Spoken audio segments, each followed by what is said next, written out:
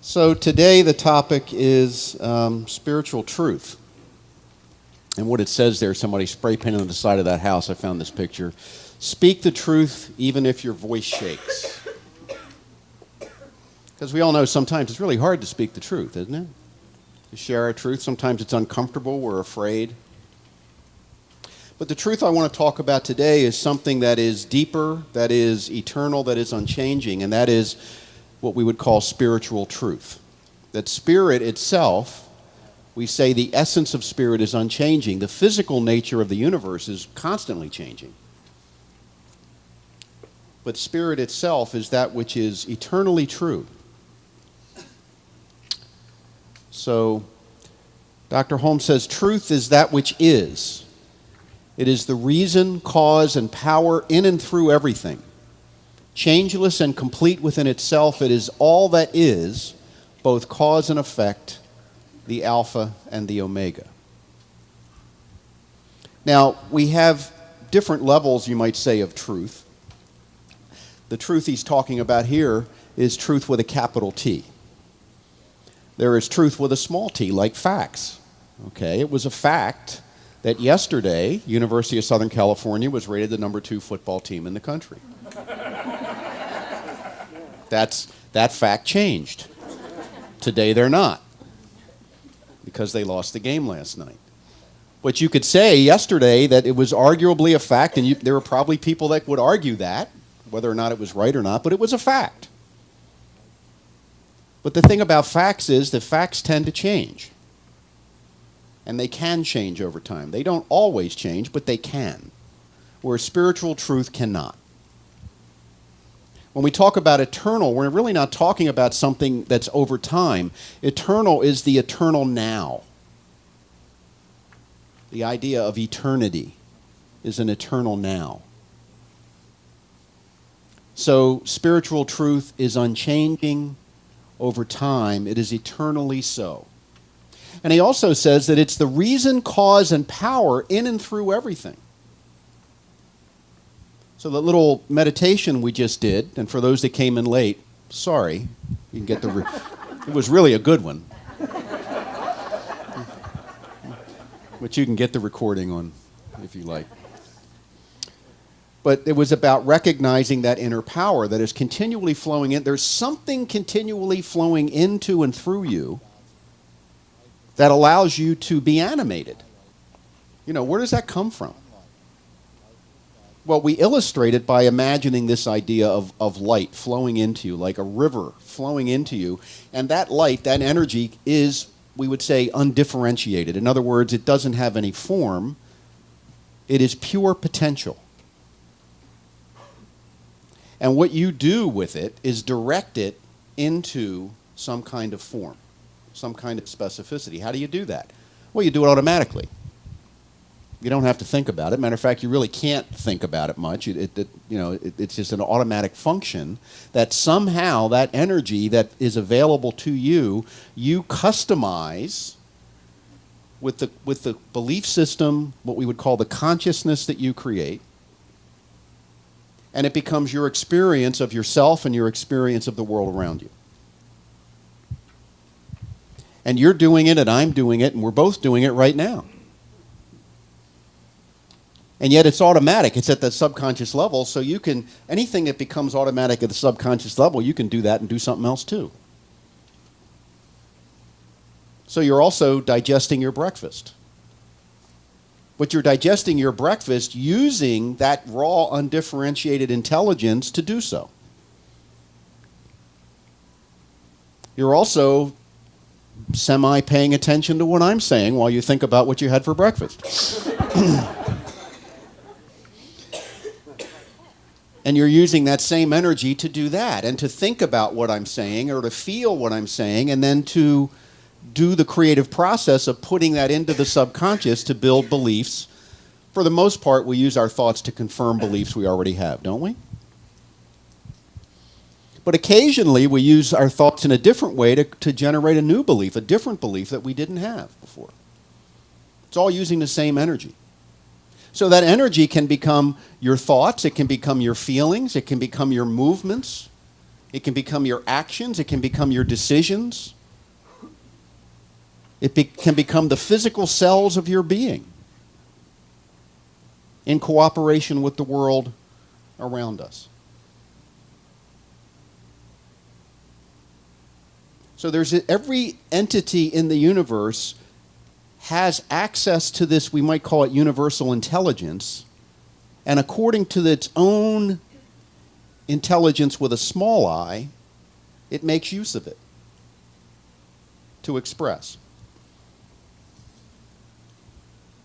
And we all do it in our own unique ways, in a sense. There's connection, certainly. I was just reading this week something I didn't really know. I kind of knew, but I never really knew it definitely. You know how trees grow? Where they get the nutrients, for the most part, to create leaves and bark and branches? They get it from the air. They take in the carbon dioxide from the air, and they get rid of the oxygen and just keep the carbon. And it gets mixed with other nutrients and come up through the root system. But most of the bulk of the tree comes from the conversion of carbon dioxide into oxygen, and the tree retains the carbon. So all of them are air plants, in a sense. You know, and you say, well, isn't that miraculous? You know, yeah. And you can turn a supersized Happy Meal into you. That's a miracle too. There might be better ways of doing it, but, you know, apologies to the eating group, but that's, you know. Next Friday, you can turn a smoothie into you. And not even have to think about doing it. You know, you just consume the food. You have to think about getting the food for the most part, but once you get the food, if you consume it, you're not sitting there thinking, okay, now let's make sure all the enzymes are working here, and let's make sure all the cells in my liver are doing what they're supposed to do. It's all handled for you. You're like Captain Kirk on the bridge of the Enterprise. Scotty's got it handled down below. You don't have to know what's going on for the life support systems and all that. It's all being done. You just pay attention to what's happening out there and where no man has gone before. But we function like that, using this great intelligence. So spiritual truth is that this is so. That we are all tapped into a great source that is a universal source that is unchanging. Because it's infinite, it gives of itself and doesn't lose anything. So the energy that you're using isn't lost. We know within the physical universe that energy can neither be created nor destroyed. It shows up, and depending on how it vibrates, that becomes the nature of how it expresses. So really slow energy becomes solid, becomes matter. The chair you're sitting in is really slow energy. You're a little less slow because you have physical form. That changes, but it changes very slowly. Your thoughts are very, very fast because they're not material. So you have all these different levels of energy vibrating at all these different frequencies, from what we'd say very gross or very slow to very fine or subtle, which is very fast. And we exist along this range of frequencies, some of which we can perceive with our senses, most of which we can't. But somehow, this engine of life, this engine of existence, this engine of the universe is continually being fed with everything that it needs to exist. And not only to exist, but to evolve. The universe as a whole they call it self-organizing. It has a self-organizing quality, which means it continues to change. It continues primarily to go in the direction of greater complexity.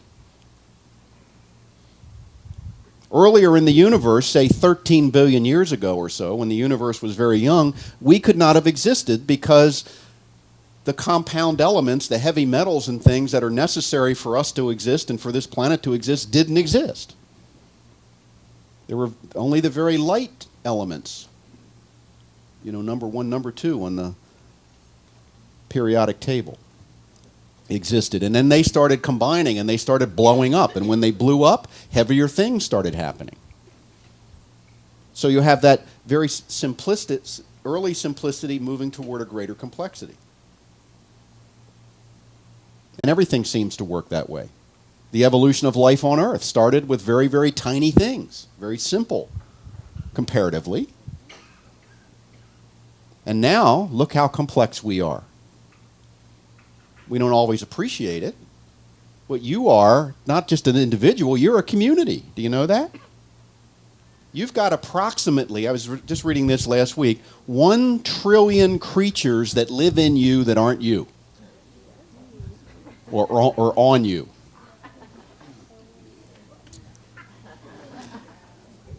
And if they weren't there, you couldn't survive. From microbes and things that are in your gut to, you know, when you blink your eyes and you see those little things going by real slow, some of those are organisms. And they help keep your eye functioning. It's a cooperative venture. Within your cell, within each individual cell, there are thousands of creatures that are not technically part of the cell, that the cell could not exist without. So we are a cooperative venture that's very, very, very complex. Okay, now you think, well, what's the purpose of building this complex venture, this complex creature? What would be behind it? Nobody knows. Just to exist, it seems. You know, and the interesting thing is we're complex enough that we have a lot of choice in how we exist. We're probably the only creature that can intellectually understand the idea of spiritual truth. Because we have more than just the automatic function. So spiritual truth is changeless. We talked about that. Is eternal. Again, that means it's always now. The only place that time exists, science tells us, is where space exists. If you don't have space, you don't have time. So where would be a place close to you that there is no space and time? And the answer is your subconscious mind. Within your subconscious mind doesn't know past and future. That's a conscious function. So whatever you're thinking now goes into your subconscious mind and is accepted as so. But you say, well, what about my history? What about all my old baggage? What about all the wounds I've been carrying? Anybody ever do anything like that? You know, carry old stuff forward? No. Well, the only way that's still active in your life is if you're currently thinking about it. Or you have developed patterns that may not think about the specific thing, but patterns that have honored that thing, and maybe you've decided you're a victim, you've decided you're wounded, and your thought patterns continue forward. But it's only today's thoughts that affect our future. Another recent study shows we don't carry emotions within us. People say you got a lot of emotional energy stored up. No, you don't. Emotional energy happens in the moment. There can be effects of having a lot of negative emotions because of the chemicals that are released. But emotional energy, what you have is memory. And when you trigger a certain memory, that emotion comes up again just like it's happening now. So your subconscious mind is a mini little eternity that exists within you that is always in the now. And the good news is, it's just like God. The bad news is, it believes everything you think. So when you think, my life sucks, it says, oh, okay, my life sucks. Let's make that so. It's like telling Scotty, crash the ship, and he'll, okay, right on, Captain, Scotty doesn't know, you don't backtalk the captain. Well, he did, but that was another story. Your subconscious doesn't have that capacity to backtalk you. To say, oh, wait a minute, are you sure? Oh, wait a minute, are you sure about this? Because once you set that thought pattern in motion, it simply accepts it. regardless of past, regardless of future, because that's not part of the equation in there. Spiritual truth is perfect. Now, I don't want to. Yep, you might say, well, my life isn't perfect, so that sets up the idea of separation, right? But we're talking about oneness. And I would say your life is perfect in that it's working exactly according to the law. Holmes said in the earlier slide, he said it's cause and effect. Cause and effect. So if I'm thinking thoughts that are, say, against my best interest would be what? That I live a happy, harmonious, fulfilled life. If I'm thinking thoughts away from that, my subconscious accepts those thoughts and builds beliefs about them and causes that to happen in my life. Isn't that imperfect? No, it's perfect. Because that means it can also work in the other direction. It also means we have some freedom in the matter. We're not robots or automatons. We have the capacity to change our mind.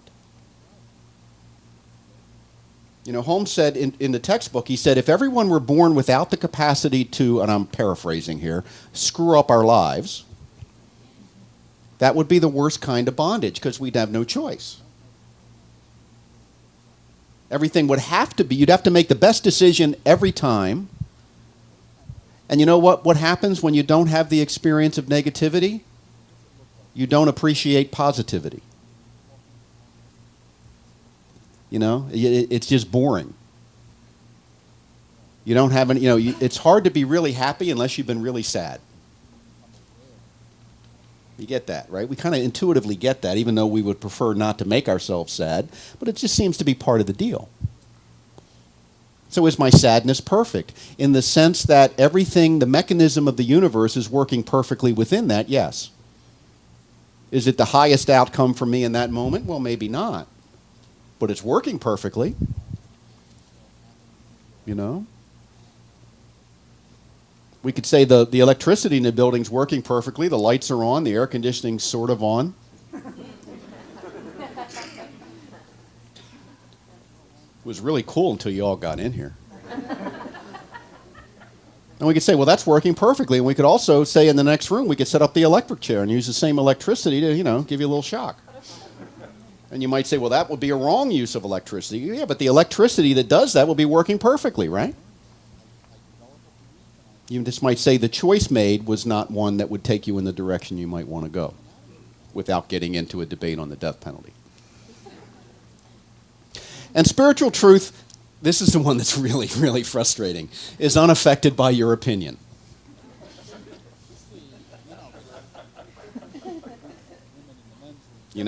If you say none of this is true, it doesn't care. If you say God is dead, it doesn't care. If you say God is alive, it doesn't care. It just is what it is. So it's this changeless, eternal, you might say, possibility that we live within. So what's the advantage to knowing about this? Well, I think for one thing, it gives you hope. At least. It's empowering to know that we live in a world, in a universe, in a reality where there is a spiritual truth that is unchanging.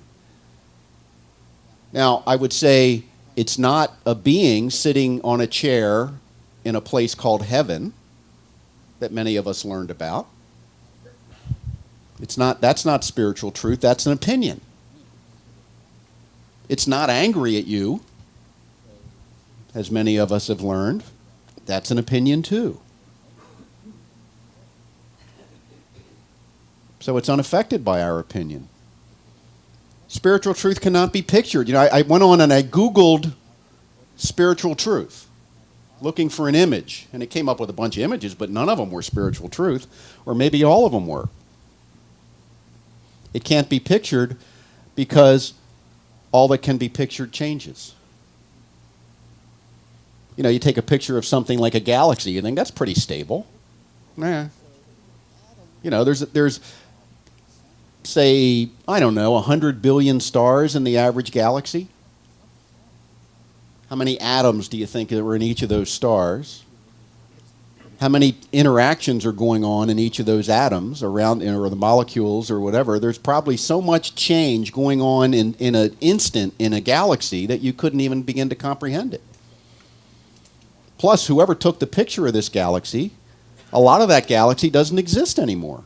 Some of the stars are gone. They've extinguished, or they've collided, or they've blown up. So you can't say that's spiritual truth, because that's not changeless, is it? You know, the sun will come up tomorrow. Well, that's a pretty good prediction, you know, except it doesn't really, right? The earth moves around it. But we're very self-centered. So we assume the sun comes up, but it doesn't. And you say, well, that's probably going to happen tomorrow, and as long as I live, yeah, it probably is, but it's only been happening for a few billion years, which in the cosmic scope of time isn't that great. And there will be a time when it doesn't happen anymore. They say in about 5 billion years, the sun's going to expand, become a red giant, and the circumference of the sun will go out just beyond the orbit of Mars.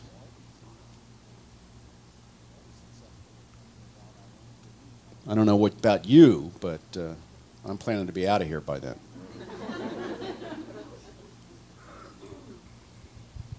So there is a finiteness to the situation we find ourselves in. In other words, there's change occurring. So the sun coming up tomorrow, however you describe it, is not spiritual truth. It's a fact. So what's more stable than that? Well, nothing is more stable than that in our experience. So the only way to understand spiritual truth is to have faith in it. Which I know is hard to do. It's hard to have faith, we think, right? But we realize spiritual truth like this, through radical self-honesty. Radical self-honesty means this: I'm willing to look at every single element and aspect of myself. And I'm willing to hear things or see things or experience things that may be uncomfortable about myself. Which is not easy to do, is it? I remember last year when we did the shadow class, and many of you were in that class, a lot of stuff comes up when you start learning about your own shadow side. And it usually isn't pleasant because it's all stuff that you were blaming other people for.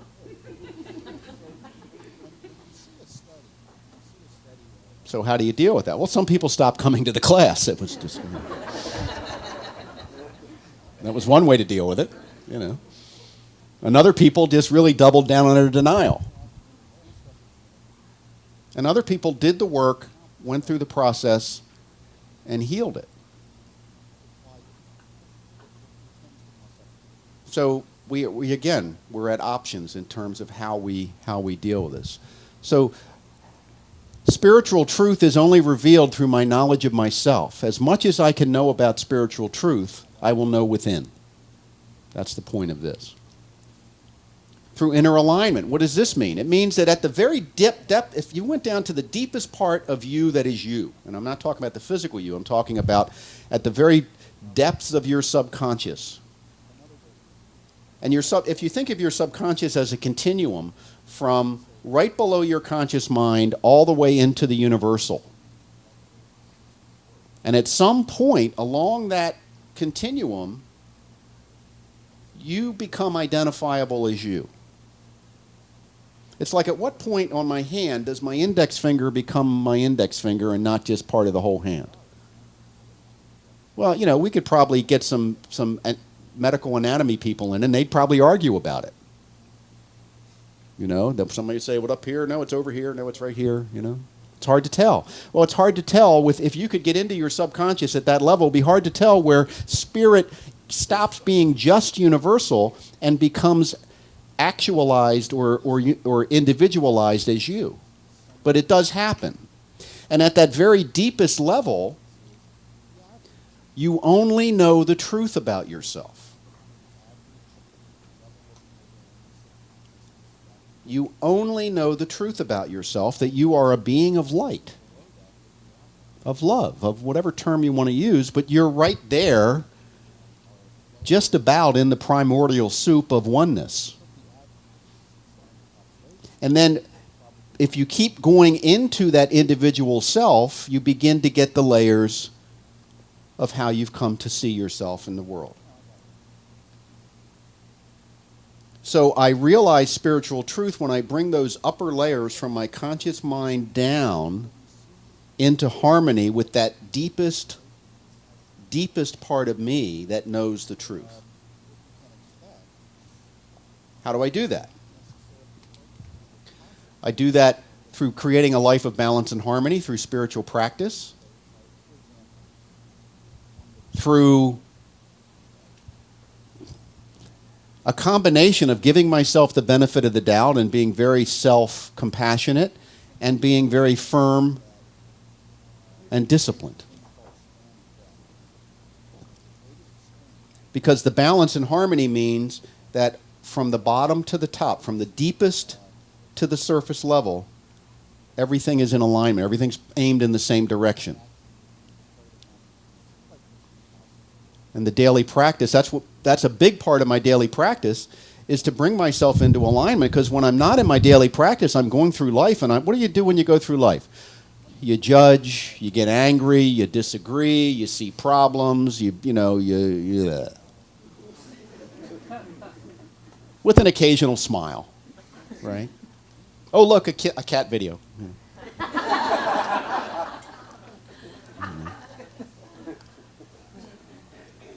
You get on Facebook, 17 political posts. Oh, cat video.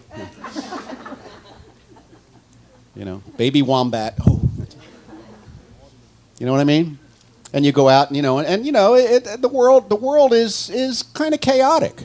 The world appears anyway to be disharmonious, and there are people that are at all different levels of kind of being in alignment, and it's difficult to be out there and maintain any sense of spiritual truth over a period of time. That's why the daily practice is so important. In the East, there's all these different religious beliefs and philosophies, and most every one of them has a yoga that's associated with it. And the yogas have different focuses. Some are intellectual yoga, there's physically based yoga, there's different kinds of yoga. But yoga, the word yoga means to yoke. The yoke like you'd put on two oxen when, if you imagine it back in the old days when you had ox carts, you'd put remember that big piece of wood that kind of kept the oxen there? Sort of like the reins on a horse. So the purpose of the yoga, the daily practice, is to keep you focused and going in the right direction. That's what spiritual practice is about, is to help me keep me going in the right direction. And also to learn what the right direction is. And if I don't do that spiritual practice and I just expose myself to the world around me as it is, and as it, by the way, pretty much always has been apparently, then I tend to get out of harmony, out of balance, out of alignment. Every now and then you got to take your car in for an alignment or it starts going down the road like a crab, you hit a few too many curbs, right? And the wheels are going all different directions. You ever been behind one of those cars that it's kind of going like this? It's like, it should be going like that. It's kind of going like that. It's out of alignment. Well, we get out of alignment too. Pretty easily, by the way. You can tell you're out of alignment if you get upset a lot, if you get angry a lot, if you get sad a lot, if you don't see hope, if you find other people irritating. Yeah, you're all out of alignment, right? At least part of the time. When you're in alignment, you don't find people irritating. They're just being who they are. You don't take it personally. Be who you are. Because if I get upset at you being who you are, what good can I do? You see, what I'm doing then is perpetuating my out of alignmentness, and I'll tend to extend it, make it longer, make it more out of alignment. I don't know if longer is the right word. Now, we've got a lot of different imagery and practices about the nature of the deity and the nature of spiritual truth, the nature of how it's represented. In all different kinds of... I could have made 75 slides like this. I went onto Google and I typed in God and then deity, and like 877,000 pictures came up. And these were in the first 2 lines. I'm lazy. You know? God loves you this much, that Christian idea. Things were so screwed up that God had to send his son down to suffer in our environment to get it straight. Did it work? I don't think so. The sun god, you know, coming up every morning, going down every night, must be God. Allah. The Native American traditions, often animist, where the spirits are embodied in animals. You got all this is another sun god. You know, the East and everything. There's all kinds of interesting stuff out there where human beings are trying to figure out what is this power that animates everything.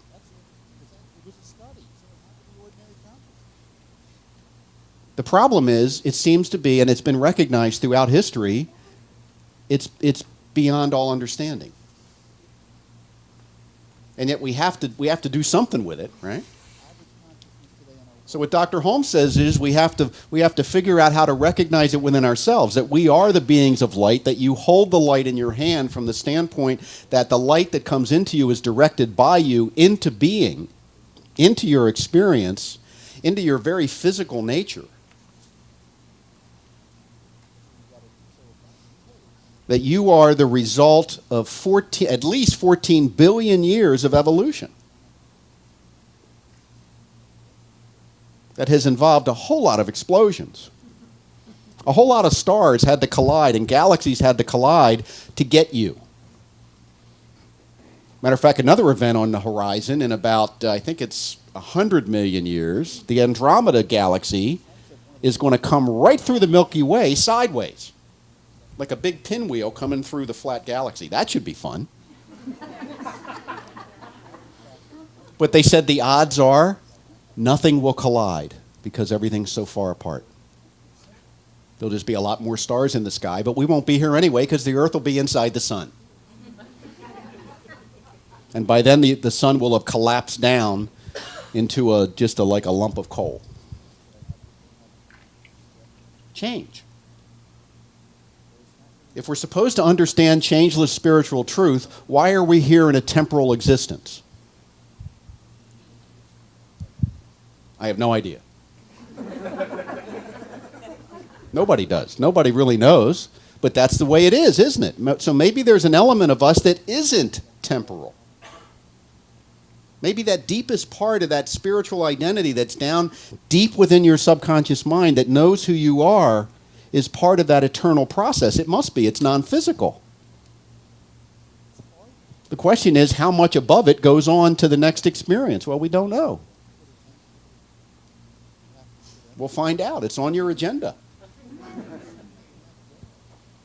But in the meantime, what benefits us? What benefits us is to understand as best we can the nature of reality. The nature of our relationship to reality. The recognition that we have within us such a tremendous capacity for good. Such a tremendous capacity for love. Such a tremendous capacity, we could make this earth a paradise. And if other people won't cooperate with you, make your own life a paradise. That'll get their attention. Let them see that you're in alignment, and they will seek to be in alignment too, rather than telling them what they need to do. That's what I get paid to do. Then I go home and try to do as well as I've spoken. It's Dorian's job to remind me when I don't. Remember what you teach. I remember.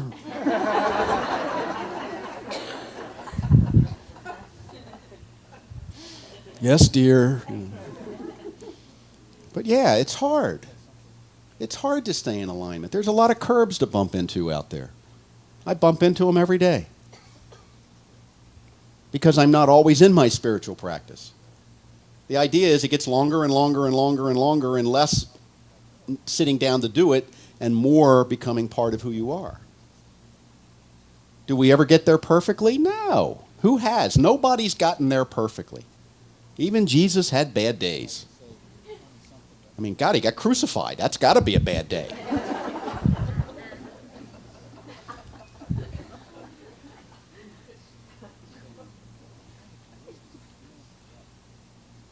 So maybe the idea isn't to keep from getting crucified. The idea is to know you can rise again. That's special. That's really special. To know that no matter how bad things get externally, you have within you whatever you need to get up and go on. And to bless whatever has happened. If you can do that, you will have a happy life, and you will influence others to have a happy life. And that's what we're here to do. We're here to have a full experience of life, the ups and the downs, and ultimately to triumph over the worst part of our own nature.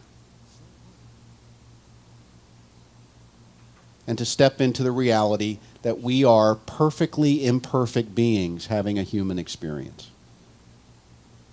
So that's what spiritual truth is about. So speak your truth, even if your voice shakes, even if it shakes when you're speaking it to yourself.